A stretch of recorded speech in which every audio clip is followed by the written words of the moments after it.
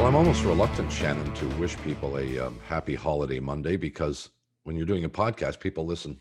They might be listening. It could be October by the time Yes. they get around to listening to this. Yeah. Yeah. So- But you were obviously up early today, though, Bob, right? You were up very early, right? Yes, why? Well, I mean, Canada beat the Americans in women's soccer in Tokyo. Yes, I did hear that. No, you didn't watch. You No, I weren't up. You weren't up at 4 Eastern time, Bob, To watch a soccer game? cheering on Christine Sinclair and our great Canadian women.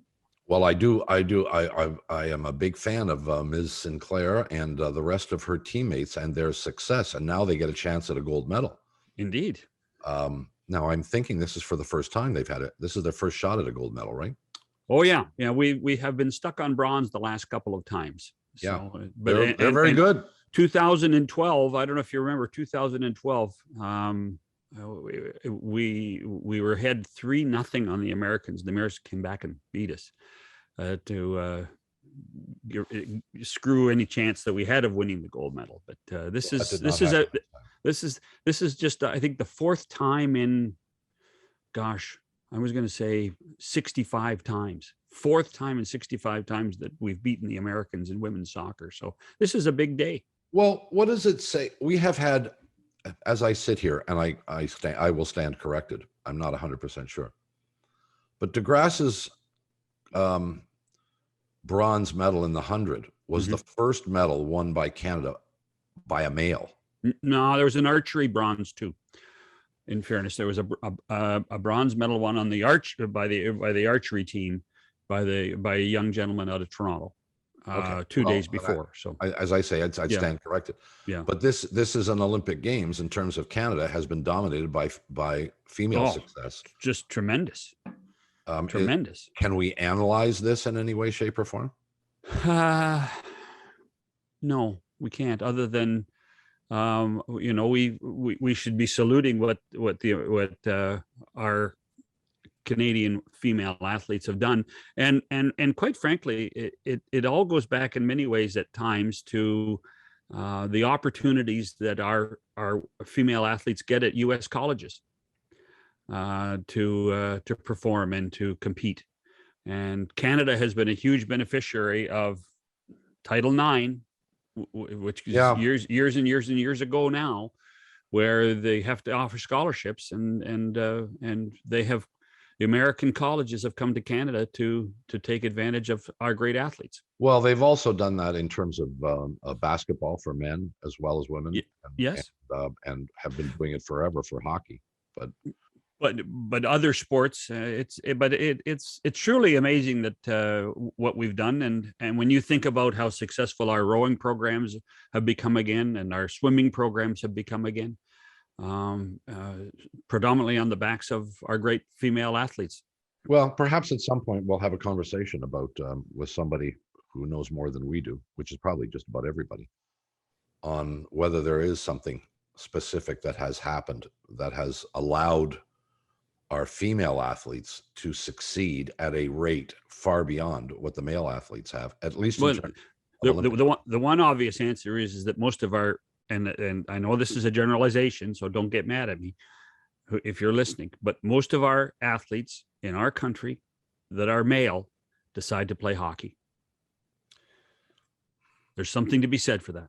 There is something to be said for that. Although historically, I think I'd be right in saying that there's been a dramatic shift in the last 50 years where male athletes tended to be of higher profile, greater success in Olympic Games, Canadian male athletes than female athletes. And that is completely now flipped around. Boy, has it ever. It's nothing but cyclical.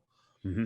We'll talk a little bit about this kind of stuff with our guest today. Alan Abel joins us from suburban Washington. I don't know if he's downtown or on the outskirts of Washington, D.C.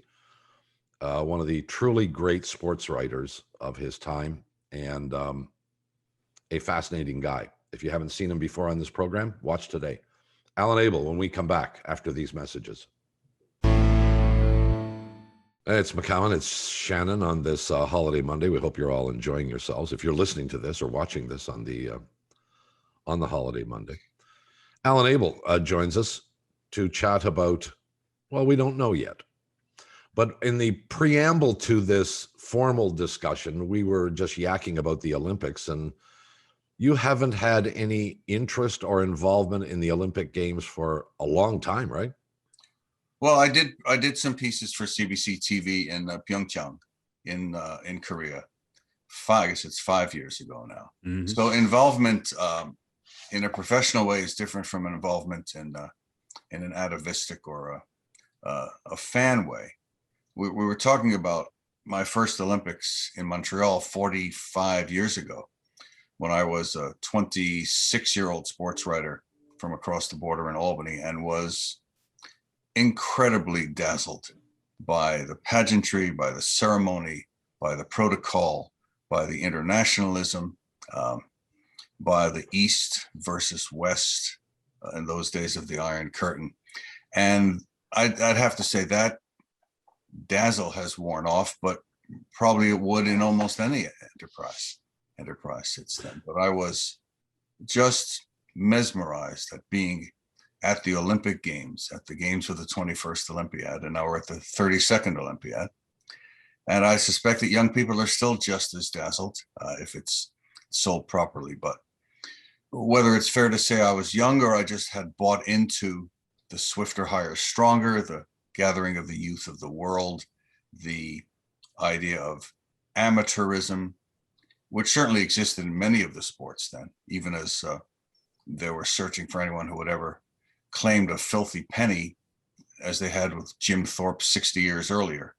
So there was a time when the Olympic star burned very, very brightly for me, and truly believed in what de Coubertin had set out, or at least made out that he was attempting to establish. But we were in a time, I think we've forgotten, Alan, and maybe you agree or disagree, that those Olympics were Olympics of boycotts. There was always a boycott, whether it was 76 or 80 or 84. The politicization of amateur sports was maybe at its highest in those days, don't you think? I don't recall that Montreal was heavily boycotted. I don't recall, and I'm sure your viewers remember better than I do, about South Africa's status at that time during the apartheid era. But the main boycott, of course, was the U.S., was Jimmy Carter saying, many nations will go to Moscow, ours will not go. And so the U.S. stayed home, Canada stayed home. And then in 84 was the reciprocal boycott by the Soviet-controlled countries. Mm-hmm. Also remember that China did not take part. What we now consider mainland China, communist China, the People's Republic, did not take part until 1984. They sent a couple of athletes, I believe, to Helsinki in 1952. And then it was Taiwan that was China at the Olympic Games, just as it was Taiwan that was China at the United Nations. So you had the competing boycotts of the 80s. You also had the total absence of China, which at that point, I guess, was too poor or had not decided to commit national resources to winning Olympic medals in the way that the Soviet Union and its satellites did. If you compare now China to India, almost equivalent populations. How many medals has India won in Tokyo? I have no idea. One the last time. Yeah, I thought, one. So what? So in those terms, that's what's really different. The biggest difference is China, and the biggest difference is the end of the sham of professionalism, or that the Soviets or the East Germans were amateurs in any way. But that doesn't mean that someone who now is 26 and at the games for the first time and going in the village and living with the other reporters and lining up 20 people in line for the buffet, and the other 19 are from 19 different countries. That's pretty fascinating. Maybe less so now that we're used to having Zoom meetings with people around the world. But it sure was something in 76. So something changed though for you. Was it an evolutionary change? Did it take a period of time, or was there a single event that created your relative disinterest in these games? Well, I'm not going to self-flagellate over not being interested in them. If I had been assigned this year by someone to go cover them, I would have covered them with the same avidity and the same enthusiasm, and hopefully at my age, the same interest and the same energy.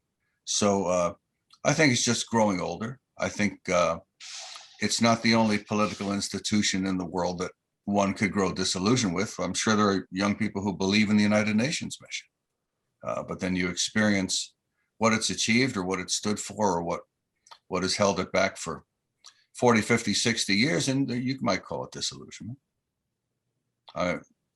Weren't you once fascinated with the idea of swifter, higher, stronger, and the 5 rings with one color from every flag in the world, and the anthem and the hymn? It's beautiful stuff. Well, and it still works. I think for me, the drug era, which began in the 70s, effectively, we think, in particularly with the Eastern Bloc, and particularly with the East Germans, sort of soured me in the beginning. And then as I grew a little bit older and more interested in the business side of it, I came to realize that the IOC is a relatively corrupt institution, and the ideals that they preach are not consistent with the methods that they use to conduct these games. And those things kind of soured me. And then, maybe not unlike you, Abel, when I went to Vancouver, my first and only Olympic Games, I was mesmerized, as you suggested I would be, or the people would be. When you go to the games, it's easy to fall into the trap, yes? I don't want to declare it a trap. That's your word, not mine. I mean, it is true that in the late 70s, when I was mesmerized by the internationalism of the games at Montreal, anyone in Toronto could have experienced the same thing at the Chin Picnic or by walking into Honest Ed's. If there were 20 people online at the cache at Honest Ed's, likely 19 separate countries were represented there too. And that was, for Toronto, do you remember Toronto Caravan? Well, of course. Eating, right. I mean, there were 3 curmudgeonly elderly men here speaking, but I don't want to speak for yourself there. Speak for yourself. No, let's say we're all over 21, but I don't want to denigrate idealism. I'm a dad, and I hope my daughter, if she gets to go to the games when she's 26 in some capacity, that she's as mesmerized as I am. But there is a different professionalism is different.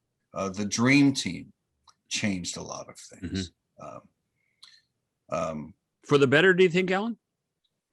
I guess so. I guess if you remember the sham in '72, where they replayed the last 2 seconds of the USSR basketball final and the supposed Soviet American amateurs, or the Canadian hockey teams in world championships. And I mean, that was a sham as well. Also,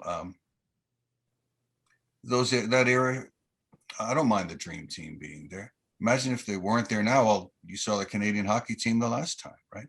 Yeah. Trying to sell them as lovable small town strivers, that doesn't work anymore. Well, is there something you would change? Is there something you see that is problematic in this evolution of these games? And as you've documented, we grew up in an era where the ideal was that these were amateur athletes. Well, that was the ideal in the NCAA too, right? And that's been a fiction for decades. Well, sure. It's been a fiction for generations. I don't have any problem with major college athletes being paid. I know quite a few Olympic athletes, former Olympic athletes, including gold medal winners. And they are different from us. They're different at a level of obsession, at a level of dedication, at a level of sacrifice that most of us can't achieve. And a level, obviously, of inborn skill and talent and genetics. We were looking up yesterday, Zverev, who won the men's tennis singles. Both of his parents were professional tennis players. We looked up the Russian woman who played for Switzerland. Both her parents were professional athletes. It's not something that just anyone can aspire to, but I think maybe they've added some events now where where, quote, ordinary people can aspire to. I don't want to argue against the evolution of the Olympic Games, that it should all be back to 1912, where Jim Thorpe is thrown out for accepting a few bucks for playing semi-pro baseball. Mm-hmm. The interesting thing, you talk about that, the evolution of the sports. My biggest complaint, having been to 8,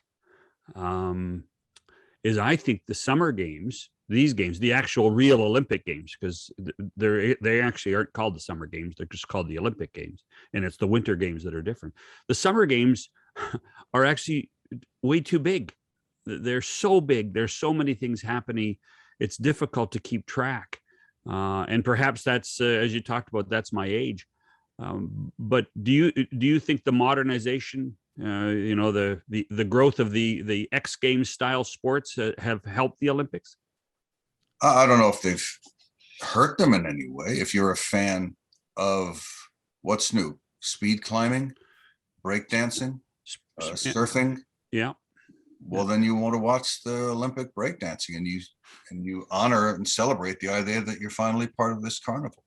But if you are a modern pentathlete, or for that matter, a rower or a boxer or a weightlifter, any of the sports that existed in 1896, it's still there for you. Have you ever been to a World's Fair? Sure. The thing to compare the 76 Olympic Games to is Expo 67. There's more than you could see in a day there too. Mm-hmm. There was an enormity, an infinity of things you could see. And I've been to lots of World's Fairs since then. And it's the World's Fair, it's the Olympic Games. Of course, there's a multitude. Of course, there's an overabundance. That's, as long as people are willing to support and pay for it, then why not keep having it? The U.S. television. I'm old, but not bitter. Well, I'm a little bitter. There. Now you had more fun, though, Bob. You just. Oh, I acknowledge it. You were in awe of what was going on the streets of Vancouver, even without going to the venues. It was fantastic. I acknowledge that, and I said that to Alan earlier. I had a terrific time, an unexpectedly good time. I did not want to go.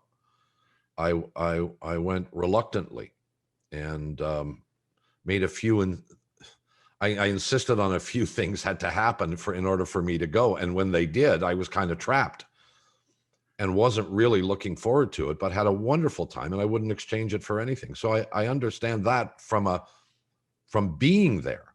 Mm-hmm. But the perspective that, sorry, Alan, think about being there and having that pass around your neck, having that E-pass, or sure, if you're consorting with the gods on Olympus, the A-pass. Mm-hmm. It is a vision of a world in which we're all credentialed.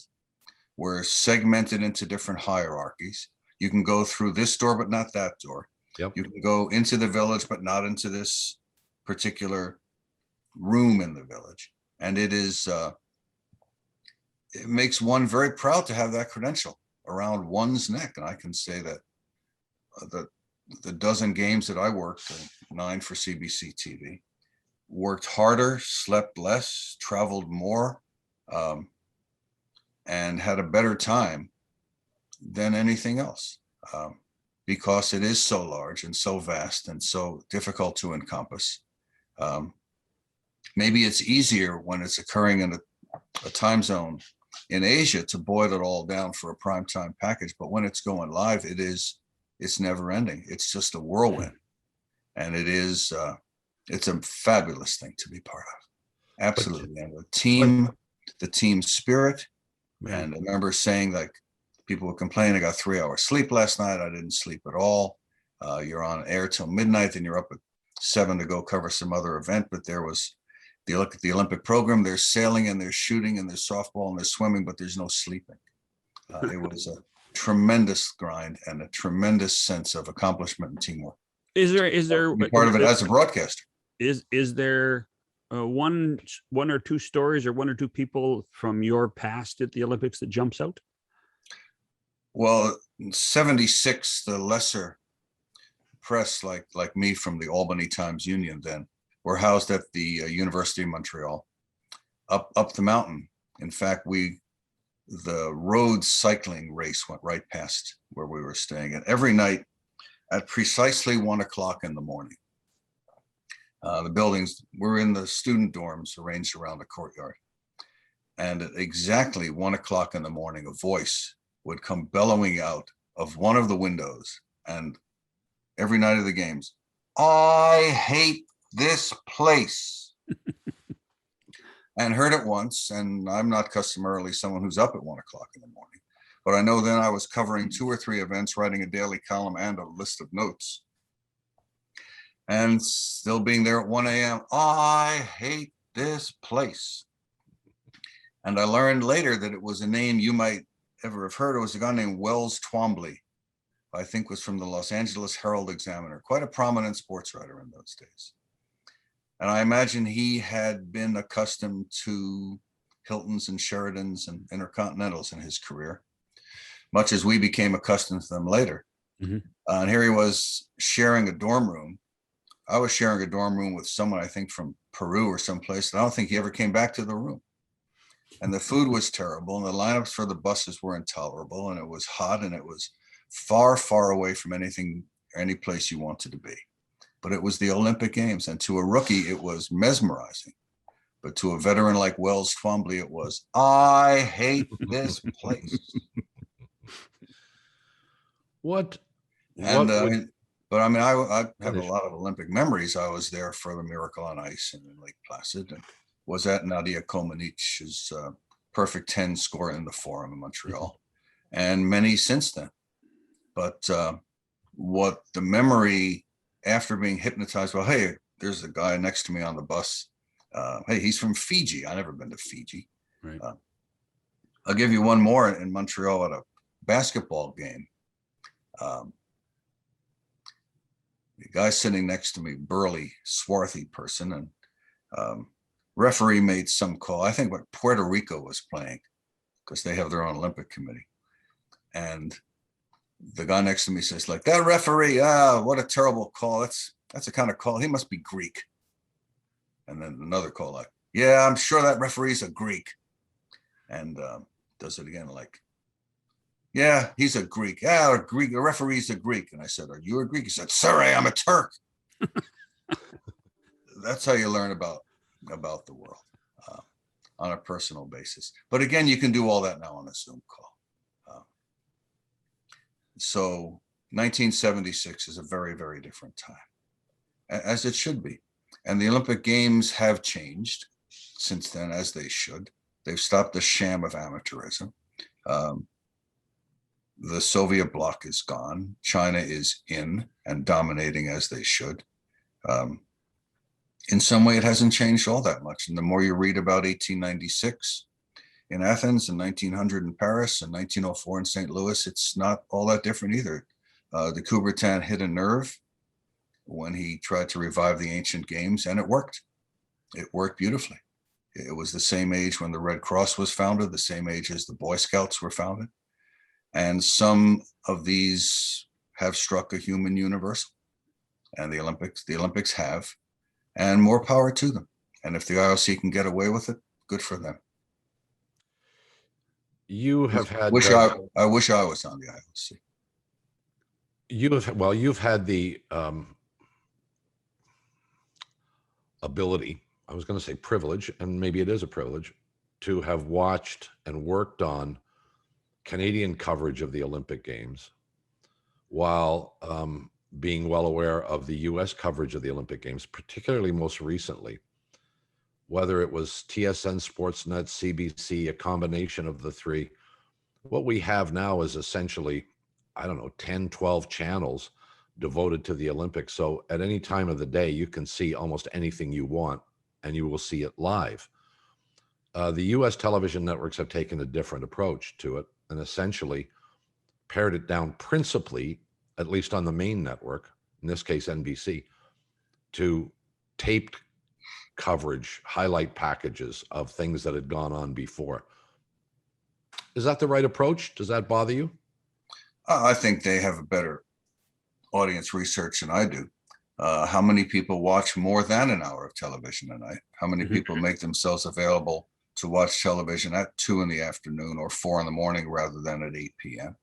And how many people are buying the products sold by sponsors at 4 o'clock in the morning or 2 in the afternoon. I'm not your best source on that. I'm sure that NBC has the best audience research imaginable. And they know exactly what people want. Ask Shannon. You've been in that same business. You present what your sponsors believe that their customers want to see. Well, NBC has really done a good job allowing their cable side, and they own about 8 cable networks to carry all the stuff live. And then they distill everything down for primetime. What the Americans do, having been on both sides of the border for Olympics, what the Americans do is they analyze every minute of a show, so that they will sit down with a spreadsheet and say, okay, what did we do at 8:04 that people liked, because we had more people switch on their televisions at that point for 3 minutes, and then they changed their channel. The analysis, you're right, Alan, the analysis and the science of research when it comes to what the viewers like. The interesting thing though is and I don't know whether you found this in the stuff that you did, but make no mistake about it, the consumer who watches the Olympics, I think in most countries, is driven by females and female consumers, and because there's a broader understanding of what the Olympics mean to people, for women. And I think that that's an important thing to understand. Did you ever feel that? Absolutely. No, we knew that decades ago. Yeah. Figure skating and gymnastics. Yeah. Obviously there are a lot more women's sports now than there were then, but figure skating and gymnastics. And it's not just about dreams of little girls who go to the baby gym the day after they see Comaneci or Mary Lou Retton or someone like that on the balance beam. I don't know why 3 men should act surprised that women are the important part of the audience. Women buy, I believe I read, 80% of the books in North America. Why the shock and awe that females like to watch sports and like to read books? But it's a science of research. It doesn't take a lot of research on the other side to say we're going to show the whole Canada hockey game from the drop puck in the first period till the end of the game, even if the score is 11-2. We're going to show the whole game. And we always, again, I was not an executive. It was always, well, we take pride in the fact that we show the events live as they are happening, unfiltered, unedited. We don't, by contrast, boil them down to just the highlight packages of the Americans who are competing. So 2 different approaches, but now with all the multiple channels, there's room for both. Yeah. The interesting thing, Alan, at a certain point when we were doing that is we had no choice because we didn't have the resources to edit them down. Exactly. Of course not. And didn't have our own cameras in 12 or 14 places at the wrestling or the boxing or the bobsled. Yeah. That becomes a resource question. It becomes a question of a network with serving a country with 12 or 15 times the population and the audience. But you're the broadcast executive, not I. What are you talking about? I hired you every once in a while. So that was another poor planning experience on your part. Yeah, well, there are more than a few of those historically in Shannon's biography, but let's put that aside. Another topic for discussion, and we'll do that when we come back after these messages. It's McCown. It's Shannon. Alan Abel is with us. Since last we spoke, Mr. Abel, a fairly significant thing has taken place in the sport of baseball, and that is the changing of the name of the Cleveland baseball team from Indians to Guardians. It does not take effect until next season, but it has been publicly noted. And it's not the first by any stretch. I suspect it will not be the last of these name changes. But in your perspective, what is the impact to you personally of this kind of decision? The first thing I thought when I heard about the Guardians, and I looked it up and saw that there were the giant statues on the bridge leading into downtown Cleveland. Was why were they the Indians in the first place? We know the history why the Washington Redskins were the Redskins, because they were owned in Boston. They played in the same stadium as the Boston Braves of the National League Baseball. So there was the equivalent. Be the Redskins. Why were they the Indians in the first place? And even that seems to be lost in the mists of time. There's the rumor about Native American player Chief Sock Alexis, that they called the team the Indians then, but really they were known as the Naps because Napoleon Lajoie, the great second baseman, was their manager and captain and star. So I have no problem with them not being the Indians anymore. And it's hard. I'm not saying as a little kid I found it hard to stomach, but Chief Wahoo was just too far. Just like the screaming warrior on the Milwaukee Braves, later the Atlanta Braves uniform. I'm no progressive. I'm not politically driven by any of this. I have no agenda about it, but they shouldn't have been the Indians and the Braves and the Redskins a long time ago.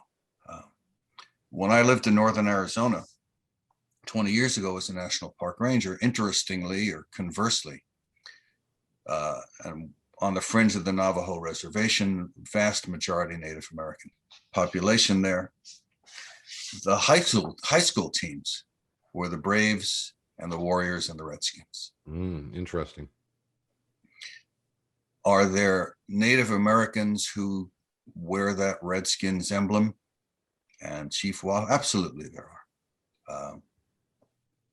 I'm not qualified to analyze why they would do that. At some point, it becomes the same as the Fighting Irish. Are there people who have felt an indignity about the leprechaun with his fists ready for Notre Dame? I don't know. What's the difference between the Fighting Irish and the Indians? More the cartoon face. Remember, in the U.S., that the word Indian is not anathema. It's not part of cancel culture. It's still the National Museum of the American Indian at the Smithsonian. It's still the Bureau of Indian Affairs. It's still very widely and acceptedly called Indian country in the Southwest. So there's not that battle has not been joined, fought, or declared over in the US. There still are. If you went to Navajo land or Hopi land or Apache land, they still would, their constabulary would be the Navajo Indian Police, I believe. It would still be the Apache Indian tribe. So that word itself has not been banned. But Chief Wahoo, I think, should have gone a long time ago. And I don't mind Guardians at all. I had assumed when I first heard it, it was tied in. Is that a Marvel comic, Guardians of the Galaxy? Yeah, that's what I thought too. And why not? It's no different from the Mighty Ducks. But why was Chief Wahoo still around in recent years? That's hard to know. I've taken the position for a long time that three white guys like us should not be making decisions on the merits of any of these names or how much they offend other people. Do you concur with that assessment? Are we being? Well, I'll throw it back to you with the Fighting Irish. Shannon, have any Irish blood? I have Irish blood. Well, to be sure. Do you like the Fighting Irish? Never bothered me. I mean, I'm not saying that there should be the Fighting Hebrews, or there shouldn't. I don't know what's the nickname of Yeshiva University. I don't know. Are they the rampaging rabbis? I don't know. The issue for me is who should be making these kinds of decisions, and are these decisions being made presumptuously by white people who believe, well, maybe we are offending Native North Americans. Maybe. Well, the survey that the Redskins finally did showed 90% approval of the existing name among Native American panelists. And yet that name has been dissolved. But that asks the question: is 10% enough to make the change? That becomes really the key. Is if you insult or you challenge one person and to say that it bothers me, is that a reason enough to change? And I think there are lots of people that say, yeah, if you do that, then there is reason for change. The Redskins phenomenon here in Washington, and again, I'm not your best resource on this. When I've gone to Redskins games and sat in the upper balcony, it's vast majority African American up there, not the corporate boxes, not down by the field. I have sensed, and I've read and I've heard that maybe not today, but historically in Washington, that African Americans identified with the redskin as a subject of persecution, as an object of outcast status, and identified. Obviously, they couldn't have been called the Washington Africans. Right. But that they identified with that figure, that face, that profile, maybe without the feather, that was a source of pride, not only for many Native Americans, but for African Americans in Washington as well. I'm not the best evidence of that. But I don't think it was the people in the upper deck who made the decision to change the name. Well, clearly. I mean, have you heard much about the Atlanta Braves and their plans? They seem to be next in line. Maybe the Golden Why not State Warriors, the Kansas City Chiefs were named not for any particular tribe of Indian, but for I think it's a youth organization in Kansas City that the owner or the mayor or the local, I guess it was the mayor who brought the team to Kansas City, was a chief of this youth organization. That's where they're called the Chiefs. Then they adopted the arrowhead, of course, right, and those kind of tokens. But what were the Philadelphia Warriors? My daughter's high school tennis team, they're the Warriors. And I'm surprised that name persists just because of its bellicose connotations. I'm surprised they're not called the Recyclers or the Environmentalists. Maybe it all swings that way. Braves, Warriors.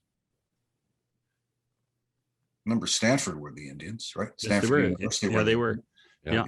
And I was Dartmouth was the Indians, and Dartmouth University was founded with a proviso that a certain number of Native American students be admitted. North Dakota, University of North Dakota was the Fighting Sioux for so many years. Well, they went on. That was about the mosaic on the floor of the arena, right, or outside the arena. Mm-hmm. Then you have the Florida State Seminoles, who perpetuate the name with the cooperation and the co-profiting, I guess, of the Seminole Indian Nation. That they profit from the merchandise. They have an agreement where the Seminole tribe or people, or First Nation, if you want to call them that, get a share of the revenue. And it is, in fact, a Seminole who rides the horse onto the field with the football team. I don't think you could take a portion of the Cleveland baseball team's profits and distribute them among every Cherokee and Chippewa and Sioux in the country. Then you could say they've bought into it. But Chief Wahoo still would have to go. Well, yeah, and I don't think anybody would disagree with that assessment. Well, then what about the Leprechaun, the Fighting Irish? Well, again, I mean, I'm of Irish heritage.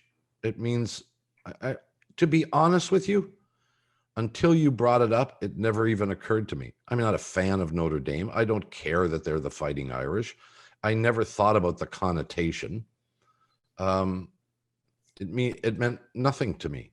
Mm. Now, that doesn't mean that I'm right and somebody who's offended by it is wrong. I'm just trying. I have tried for many, many years since this subject came up, and I don't even know how long ago, as a dominant topic of conversation periodically, trying to figure out what's the right approach here. I'm not offended by these names, but I understand if other people are. You know, we've raised the subject of 90% of Redskins fans like the name, or we're not offended by the name. Well, that's 90% of Native Americans, yeah, who were polled on the name. Okay, Are there people who are offended by the Scotsman and the tartan and the tam on Canadian Tire money? And if so, did they make I've never heard of one, but you know what? Did they make that objection public? I don't know. Well, but if, John said earlier, if one person is offended, is that cause to change? Right. Well, that being the case, if that's true, the legitimacy of that offense is going to come into issue because you'd have to change everything. I'm quite certain that every nickname that exists, whether it's for a sporting team, a college, whatever it is, somebody out there will claim to be offended by it. Whether they actually are or not, I don't know. But that's the way that there is a perception that is the way we're going, Bob. That just is, how and social media helps propagate that and creates these conversations. You're just being old and bitter now. No, I'm not being bitter. I'm just I'm not as old as you yet. I seem to be catching up to you, but I'm not as old as you yet. The margin remains the same. The percentage, the percentage doesn't, but the margin does. Well, one of the other ones that's changed recently is the Edmonton Eskimos, who have now, what are they? The Elks now? Yes, they are the Edmonton Elks. The Eskimos. That's fine too. That's fine too. That's just fine. You're all right with that? Absolutely. Where are you with the Blackhawks, Alan? Well, there's another. Their name for a person. Their name for a specific person, right? Chief Blackhawk. Yes. Who fought in the Black Hawk War against the United States, in which Abraham Lincoln fought on the other side. And then the Black Hawk name was transferred two words, then was one word, right? Yeah. I think it's like the Florida State Seminoles, in a specific example like that. Not my decision. It's a great logo, it's a great uniform, but they would be no worse a hockey team if they were the Chicago Bumblebees. Well, they might even be better. Who knows? But they got a goalie now, at least. The issue with the Blackhawks is more the logo than it is the name. Again, I think it was with Cleveland. What if you had a team called the Mandelas? Well, but wait, let me go back here, rather than get into the Mandela argument. Well, I'm just saying, I don't disagree. Was a specific person. I don't disagree in any way with your assessment of the Cleveland situation and Chief Wahoo. And what I would say is the Indians, before they changed their name to Guardians, made significant efforts to eliminated the logo, essentially. The script of the name across the uniform continued to exist. They changed, instead of having the logo, the former logo on the hat, it became the C. Mm-hmm. They made those moves and then clearly felt it wasn't enough. Yeah, they made those moves defensively. Well, everybody's not for me to ascribe their motive. Look, I grew up eating at Sambo's restaurant. You remember Sambo's? Sure. Right. Remember Sambo's? If you grew up in Britain, you might have grown up reading about the Gollywogs. There's a comic strip in the paper was Joe and Asbestos. Think about what media was perpetuating or showing in those years. And I'm not going to use the word progress, but certainly can use the word evolution or change. If I'm a student at Stanford, I don't think I want the team to be called the Indians. And that was 40 or 50 years ago. Right. When a consciousness arose. And was it just a few radical students beating a drum? Possibly. But were they on the right side of history? Probably they were. And I think it was time for Chief Wahoo to go. It's probably time for the Atlanta Braves to go. Chief Nakahoma's long gone. Mm-hmm. Remember his son Nakasingle. And tomahawk chop and those kind of things. If only a few people are offended by it, but they're vocal and they can sway an audience, then more power to them. That's sort of how democracy works, right? Well, we're in the midst of this. Every generation that's ever lived has been in the midst of something. Yes, of course. It's not unique to our time. As a Washington area resident. I don't know if you're a fan of the Redskins or the former Redskins. What is your sense of what will happen with that name? Well, I think they've been brilliant.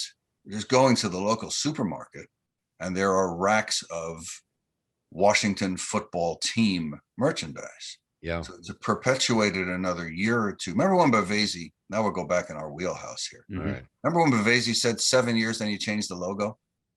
Now, I remember that. 7 years, then we changed the logo. When people complained about it was trite, it was silly, it was a maple leaf in the bird's face. Yeah, 7 years we'll change the logo. Then we have to sell, everybody has to buy a new hat. Yeah. That was his summation of it. Now, So now in Washington professional football- sports, it's 7 weeks. Yeah, And we'll it change the should be. logo. It should, it's business. Of course it should be. There's no problem with that. But Washington football team, an increasing number of people around here have the new logo on the hat, and they wear the new shirt and the new t-shirt and the new bumper sticker. So in terms of merchandise, there's no reason to change it now.